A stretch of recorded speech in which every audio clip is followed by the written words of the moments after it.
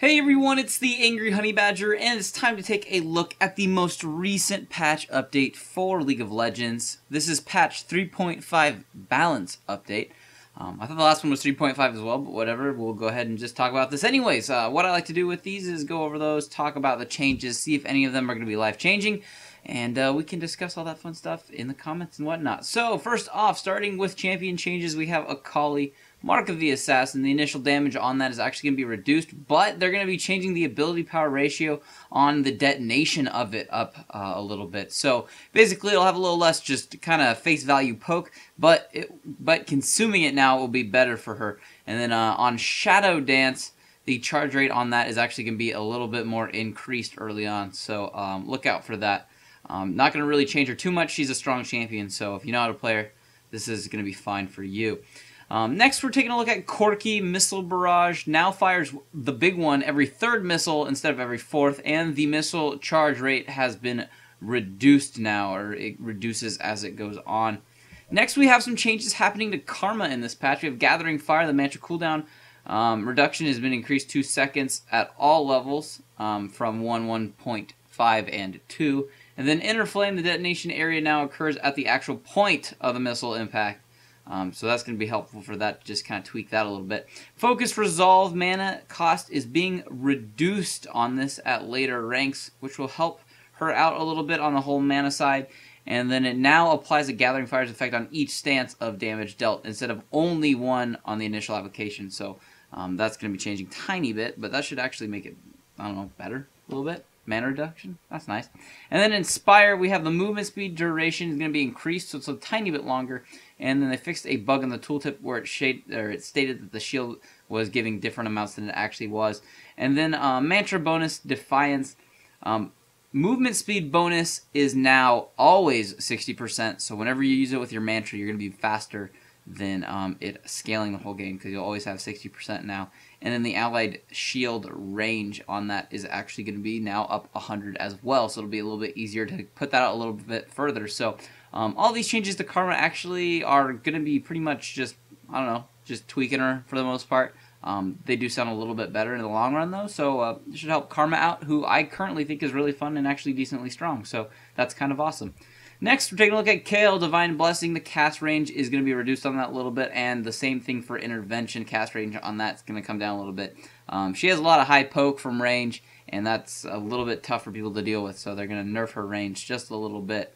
Next, we have Lux. Base movement speed is being reduced on her, and then the Final Spark cooldown is going to be increased on her, basically just affecting her very end rank. Still going to have 10 more seconds on it, but that's fine. If you build her with 40% cooldown reduction, you had like a 22-second ult, so it'll be like 28 now, so it still won't be bad.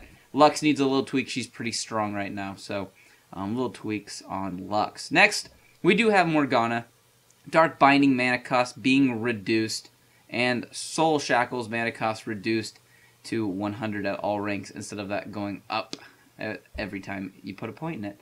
Then next, we do have some changes to Nami. The Tidal Wave range on it is going to be increased. The cooldown is actually going to be reduced on it, and the mana cost at all ranks is being reduced as well. Hopefully this helps her out a little bit. It does seem like Tidal Wave goes pretty far, but that's kind of her bread and butter in her kit. That should go really far, so kind of glad that they're changing her up. I currently think she's a little bit weak unless played very, very well, so hopefully Nami, we'll see a few more of those maybe now.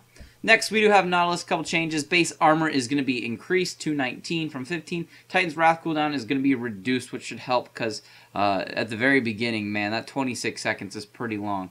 So earlier ranks are going to see a little bit better play for that. Next, we have Nunu, and his absolute 0 cooldown is going to be reduced on that at earlier ranks. And then the mana cost is also going to be reduced for that as well, so that should help him just a tiny bit. Next is Quinn. Her Harrier Valor now marks targets slightly more frequently, and the targets are now marked more immediately when Valor lands on the target. And then for Vault, Quinn now lands closer to the target when using Vault from far away, so not quite as far away jumping, so you will still be kind of close to them.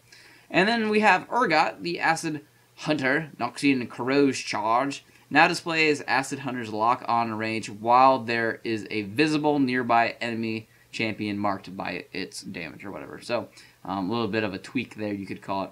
And then finally, as for champion changes, we do have Volibear. Rolling Thunder movement speed toward champions is going to be adjusted to 30 start at level 1 and then slowly scaling by 5 up instead of 45% at all ranks.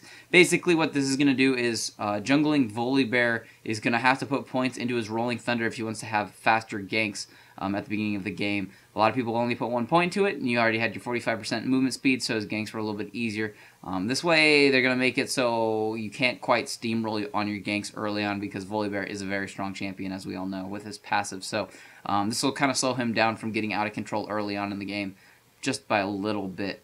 I think that is their main intentions with that nerf. So shouldn't affect him overall. He's still a good champion, but this is just going to kind of tame him down just a tiny bit. There are, in fact, a few item changes in this patch. Nothing crazy. A few jungling items are going to get a little bit cheaper, and just a couple little tweaks to them as well. You can go ahead and read those, though, in the full patch notes on Riot's website, or just pause the video here and take a look at them. But other than that, guys, that's pretty much going to be the patch notes. If you have any questions, comments, or concerns, put those down in the comment section below. And other than that, I'll just see all of you in the next video.